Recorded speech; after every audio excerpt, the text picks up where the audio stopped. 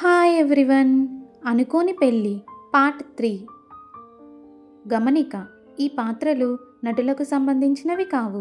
ఇది కేవలం కల్పిత ప్రయోజనం కోసం మాత్రమే. ఏదైనా తప్పులు ఉంటే క్షమించండి. సియా, రేయాన్ష్ తల్లి వెళ్ళిన తర్వాత మాన్వి ఇచ్చిన మెరూన్ చీరను ధరించింది.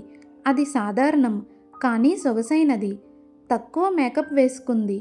అద్దంలో తనను చూసి చిన్న లోతైన శ్వాస తీసుకుంది మాన్వి. ఇది ఒక కొత్త జీవితం, కొత్త భయం, కొత్త పీడకల. కానీ మాన్వి ఒంటరిగా లేదు. మాన్వి గదిలోంచి బయటకు రావడానికి ముందు నిశ్శబ్దంగా ఏం జరిగినా నేను దాన్ని నిర్వహిస్తాను అని తనలో తాను ధైర్యం చెప్పుకుంది. మెట్లు దిగుతూ కొత్త కుటుంబం ఎదుట ఏ పరిస్థితినైనా ఎదుర్కోవడానికి తాను సిద్ధమవుతోంది. కిందికి చేరుకున్న వెంటనే హాల్లో కూర్చున్న వారి నవ్వులు, మాటలు ఒక్కసారిగా నిశ్శబ్దంగా మారాయి. మాన్విని చూసి మాన్వి అందరికీ వినమ్రంగా నమస్కరించింది. పెద్దల పాదాలు తాకుతూ దండం పెట్టుకుంటుంది. మాన్వి రియాక్షన్ అత్త దగ్గరకు వంగగానే రేయాన్ష్ అత్త చిరాకు తోచినట్లు వెంటనే తన కాళ్ళను వెనక్కి తీసుకుంది. మాన్వి నిలుచుని అయోమయంగా ఆమెను చూసింది. రేయాన్ష్ అత్త చల్లగా, అసహ్యంగా మాన్విను చూసి, నిన్న జరిగిన దాని తర్వాత కూడా ఇప్పుడు మంచి కోడలిలా నటిస్తున్నావా అని కఠినంగా అంది రేయాన్ష్ అత్త. ఆ మాటలు మాన్వి హృదయాన్ని గాయపరిచాయి. మాన్వి కళ్ళలోని కన్నీళ్లు వెంటనే కిందకి జారాయి. వాతావరణం మరింత భారం అయ్యేలోపు అభయ్, రేయాన్ష్ తండ్రి, కఠినంగా రేయాన్ష్ అత్తను అరిచారు, ఆపమని. కానీ రేయాన్ష్ అత్త ఆపలేదు. నేను చెప్పింది నిజమే, అందరికీ తెలుసు అని ఆగ్రహంగా సమాధానమిచ్చింది. ఉద్రిక్తత పెరుగుతున్నది గమనించిన మితాలీ చాచి వెంటనే వాతావరణాన్ని మార్చేందుకు ముందుకు వచ్చింది. అరే, ఈరోజు మాన్వి మొదటి రసోయి కదా అని ఉల్లాసంగా అంది. మాన్వి వైపు చూసి, బేటా, నువ్వు ఏం వండగలవు అని ముద్దుగా అడిగింది. మాన్వి చిన్నగా నవ్వుతూ, అన్నీ వండగలను అని వినమ్రంగా సమాధానం చెప్పింది. అది విన్న తర్వాత అందరూ ఆశ్చర్యంగా మాన్విని చూశారు. రేయాన్ష్ తమ్ముడు ధర్మ్ ఆట పట్టిస్తూ, ఆంటీ, మన వదిన మాస్టర్ చెఫ్ అని నవ్వాడు. వదిన అనే పదం మాన్వి గుండె ఒక్క క్షణం బలంగా కొట్టుకునేలా చేసింది. రేయాన్ష్ తల్లి సియా ప్రేమగా, రా బేటా, వంటగదికి వెళ్దాం అని మాన్విను నడిపించింది. చాచీ కూడా వెంట వచ్చారు. వంటగదిలోకి వచ్చిన తర్వాత కూడా రేయాన్ష్ అత్త అన్న మాటలు, ఆ గాయాన్ని మాన్వి మరచలేకపోయింది. కానీ సియా ఇచ్చిన వెచ్చదనం ఆ బాధను కొద్దిగా తగ్గించింది మాన్వికు. సియా తల్లితత్వంతో తీపి తయారు చేయకూడలా, పూర్తి భోజనం తయారు చేయాల్సిన అవసరం లేదు అని మాన్విను ధైర్యపరిచింది. వారు బయటకు వెళ్ళిన తర్వాత మాన్వి హల్వా తయారీలో నిమగ్నమై ఉంది. చేయి కాలుతున్నంతగా ఒత్తిడిలో ఉన్నప్పటికీ మాన్వి తన ధ్యాసను పనిపైనే పెట్టింది. దాదాపు పూర్తయ్యేలోపు మాన్వి వెనుక ఎవరో ఉన్నట్టుగా అనిపించింది. తిరిగి చూసింది మాన్వి. రేయాన్ష్ అక్కడ తలుపు చట్రానికి ఆనుకుని ఒక విచిత్రమైన చిరునవ్వుతో నిలబడి ఉన్నాడు. హాయ్ భార్య అని రేయాన్ష్ దురుసైన సంతోషంతో అన్నాడు. రేయాన్ష్ ముందుకు వచ్చి ఉద్దేశపూర్వకంగా మాన్వి చేతును స్టవ్కి ప్రమాదకరంగా దగ్గరగా పెట్టాడు. మంట తాకగానే మండుతున్న నొప్పి మాన్వికు వణికించింది. మాన్వి నొప్పితో అరిచింది, దయచేసి వదిలేయండి, దయచేసి అని మాన్వి భయంతో బతిమాలుతుంది. రేయాన్ష్ కళ్ళలో ఎగతాళి మెరుపులు కనిపించాయి. ఎందుకు, ఇది నీకు నచ్చలేదా అని రేయాన్ష్ కోపంగా నవ్వాడు. రేయాన్ష్ చూపు మాత్రం ఒక్క క్షణం డోలామయమైంది. మాన్వి నిజమైన భయం, క్షమాపణ, పశ్చాత్తాపం అన్నీ రేయాన్ష్ ఊహించని భావాలను తాకాయి. చివరికి రేయాన్ష్ మాన్వి చేతిని వదిలేశాడు. మాన్వి వణుకుతూ తన కాలిన చేతిని కప్పుకుని కన్నీళ్లను దాచుకుంటూ మళ్ళీ పని చేయడం మొదలుపెట్టింది. మీ కుటుంబాన్ని బాధపెట్టినందుకు నాకు నిజంగా చాలా బాధగా ఉంది అని మాన్వి మృదువుగా విరిగిన స్వరంతో చెప్పింది. నేను అనుభవిస్తున్న శిక్షతో పోలిస్తే ఇది ఏమీ కాదు అని అన్నది మాన్వి. ఆ మాటల్లో ఉన్న పశ్చాత్తాపం రేయాన్ష్ మనసులో ఏదో తెలియని గాయం చేసింది.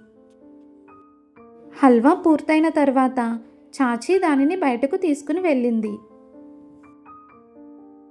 అందరూ హల్వా రుచి చూసి మాన్వీని ప్రశంసించారు. చాచీ మాన్వీకు చిన్న గాజులు పెట్టి ఇచ్చి ఆశీర్వాదం ఇచ్చింది. రియా చెవిపోగులు బహుమతిగా ఇచ్చింది. కానీ మాన్వి మాత్రం మౌనంగానే ఉంది. తన కాలిన చేతిని తన చీర పళ్ళు కింద దాచుకుని ఒక ముక్క కూడా తినకుండా కూర్చుంది. ఎవరూ గమనించలేకపోయినప్పటికీ ఒకరి కళ్ళు మాత్రం దానిని మిస్ అవ్వలేదు. కొద్దిసేపటి తర్వాత రేయాన్ష్ అకస్మాత్తుగా లేచాడు. నాకు అత్యవసర మీటింగ్ ఉంది అని రేయాన్ష్ చెప్పి వెళ్ళిపోయాడు. ఆఫీస్కి వెళ్తూ రేయాన్ష్ మనస్సులో అలజడిలో మునిగిపోయింది. మాన్వి యొక్క కన్నీళ్ళు, వణుకుతున్న చేతులు, మాన్వి క్షమాపణలు ఇవి అన్నీ రేయాన్ష్ను అసహజంగా తీసుకుపోయాయి. మాన్విని శిక్షించాలనుకున్నాడు, మాన్విని బాధించాలనుకున్నాడు. కానీ మాన్వి బాధపడుతున్నప్పుడు చూస్తూ రేయాన్ష్లో ఏదో చెదిరిపోయింది. తనను మోసం చేసిన వ్యక్తి పట్ల రేయాన్ష్ ఎందుకు ఇలా భావిస్తున్నాడు? మాన్వి కళ్ళల్లో ద్వేషం లేదు, తిరుగుబాటు లేదు. కేవలం బాధ, పశ్చాత్తాపం, నమ్రత మాత్రమే ఉన్నాయి. రేయాన్ష్ ఎప్పుడూ ఎవరి పట్ల ఇంత క్రూరంగా ప్రవర్తించలేదు. కానీ మాన్వితో కోపం అతన్ని అధిగమించింది. ఇప్పుడు మాత్రం అదే కోపం రేయాన్ష్ను ఇరుకున పడేస్తోంది. మాన్వి నన్ను బాధించిన దానికంటే నేను మాన్విని బాధ పెట్టడం నాకు ఎందుకు ఎక్కువ బాధ కలిగిస్తుంది అని రేయాన్ష్ మనసులో ప్రశ్నించుకున్నాడు. ఎంత ప్రయత్నించినా మాన్వి కన్నీళ్లు రేయాన్ష్ ఆలోచనల నుండి పోవడానికి నిరాకరించాయి. రేయాన్ష్ గ్రహించకుండానే ఆ చిన్న భయపడిన అమ్మాయి రేయాన్ష్ గుండెను కదిలించడం ప్రారంభించింది. ఆ రోజు సాయంత్రం గాలి బాల్కనీలోకి మృదువుగా చేరుతూ ఉంది. మాన్వి కుర్చీలో నిశ్శబ్దంగా కూర్చుని ఆకాశాన్ని చూస్తూ ఉంది. ఒక్కరోజులోనే ఆమె జీవితం ఎలా మారిపోయిందో ఆమెకు ఇంకా అర్థం కాలేదు. నిన్నటి వరకు మాన్వి బన్సల్ అయిన ఆమె ఈరోజు మాన్వి రేయాన్ష్ యదువంశీ అయింది. రేయాన్ష్ కుటుంబం, అతని తల్లిదండ్రులు, అతని సోదరులు, బంధువులు అందరూ గుండెల్లోంచి మాన్విని అంగీకరించారు. కానీ రేయాన్ష్ మాత్రం అంగీకరించలేదు. అతని అత్త కూడా అంగీకరించలేదు. వారి చూపులు, వారి మాటలు మాన్విను దూరం చేస్తూనే ఉన్నాయి. ఆలోచనల్లో లోతుగా మునిగిపోయిన మాన్వి భుజంపై ఏదో తాకిన అనుభూతితో చకితపడింది. వెనక్కి తిరిగితే రియా ఆమె పక్కన నిలబడి సున్నితంగా నవ్వుతుంది. రియా నవ్వుతూ మాన్వి పక్కన కూర్చుంది. ధర్మ్, రాజ్ కూడా దగ్గరలో నిలబడి ఉన్నారు. వదినా, కనీసం అలా పిలవచ్చా అని ధర్మ్ కొంచెం సంకోచిస్తూ మాట మొదలుపెట్టాడు. మాన్వి అతని వైపు చూసి నిశ్శబ్దంగా ఎదురుచూస్తుంది. రాజ్ ముందుకు వచ్చి తన మాటలను జాగ్రత్తగా అమర్చుకుని మాట్లాడాడు. నీ పెళ్ళి ఏ పరిస్థితిలో జరిగిందో మాకు తెలుసు. ఇంకా అన్నయ్య నీ చేతిని కాల్చాడని కూడా మాకు తెలుసు. మాన్వి కళ్ళల్లో సిగ్గు, నొప్పి, నిశ్శబ్దంగా లోతుగా దాచిన నిజం అన్నీ ఒకేసారి కనబడుతున్నాయి. మాన్వి చూపు కిందకి జారిపోయింది. మాన్విలో ఉన్న అపరాధ భావనను దాచే శక్తి ఆమెకు లేకపోయింది. ఆ శిక్ష నాకు అర్హతే అని ఆమె తనలో తాను వినిపించని స్వరంలో చెప్పుకుంది. రియా ఆలస్యం చేయకుండా ఆమె తెచ్చిన ఆయింట్మెంట్ని తీసి మాన్వి చేతికి సున్నితంగా పట్టుకొని ఔషధం రాస్తుంది. ఆ స్పర్శలో తల్లి ప్రేమ, అక్కల శ్రద్ధ కలిసిపోయాయి. నిన్న రాత్రి వరకు మేము కూడా నీ మీద కోపంగానే ఉన్నాము అని ధర్మ్ తన మనసు తెరిచి చెబుతున్నాడు. కానీ నీ తప్పని మాకు అనిపించలేదు. నీ తల్లిదండ్రులు నిన్ను బలవంతం చేసి ఉండవచ్చు అనుకున్నాము. వారి అర్థం చేసుకోవడంలో ఉన్న వెచ్చదనం మాన్వి గుండెల్లో భారాన్ని కొద్దిగా తగ్గించింది. మొదటిసారి మాన్వి ఒంటరిగా లేనట్టుగా అనిపించింది. రామ్ మెల్లిగా తల ఊపుతూ, అన్నయ్యకి నీకు మధ్య ఉన్న సంబంధం నెమ్మదిగా మెరుగుపడేందుకు మేమందరం నీకు సహాయం చేస్తాం అని చెప్పాడు.